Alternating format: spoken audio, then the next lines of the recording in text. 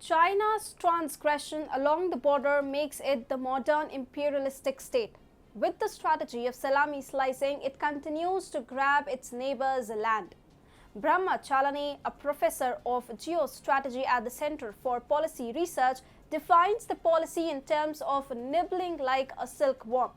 Rather than causing a large-scale military escalation to grab areas, they use small provocation methods.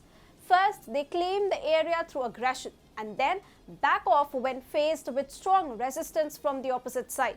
Under the shadow of nuclear deterrence, this strategy has been followed throughout its history. Hi and welcome to TFI English, the national socio-political analysis arm of the TFI Media Group. I'm your host, Tejasvi Malhotra, and if you haven't subscribed to the TFI English channel yet, please hit the subscribe button and press the bell icon to receive all the latest updates. Coming back to the story in this video, I'm here to tell you how China is using insidious tactics to take over Nepal. Let's begin.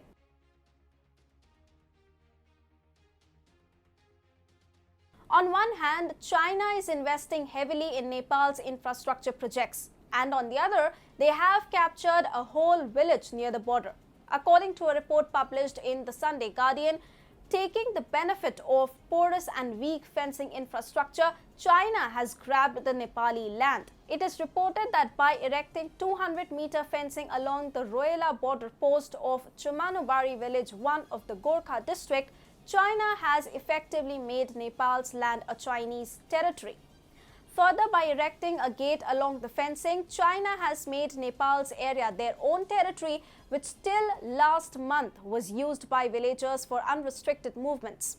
Earlier in June 2020, through the same salami slicing tactics, China had grabbed more than 28 hectares of Nepali land spread along 4 districts of Hamla, Razuwa, Sankhova Sabha and Siddhupalchok. When the world was battling the Chinese virus, China, simply shifting the border pillars, made about 190 households of Nepal Chinese citizens.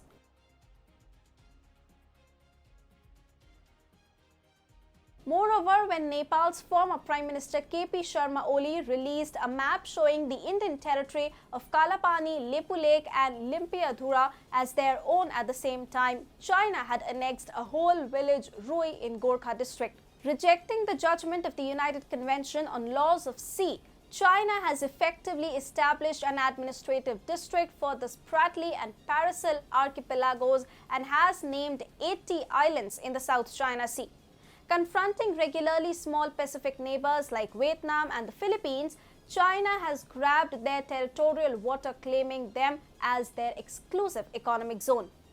Not only with India, but China has also transgressed towards 17 of its neighbors, claiming their land and sea territory as their own. With the Philippines, Scarborough Reef and Spratly Island, Vietnam for Paracel Islands, Japan for Senkaku and Ryukyu Islands, South Korea over Socotra Rock in the East China Sea, and even North Korea over the demarcation of the border in the Sea of Japan. Further, the country has land border disputes with Myanmar, Mongolia, Laos, Bhutan and Nepal. China has already captured Tibet in 1950 itself. In recent times, India has successfully foiled the Chinese salami slicing along the Himalayan border.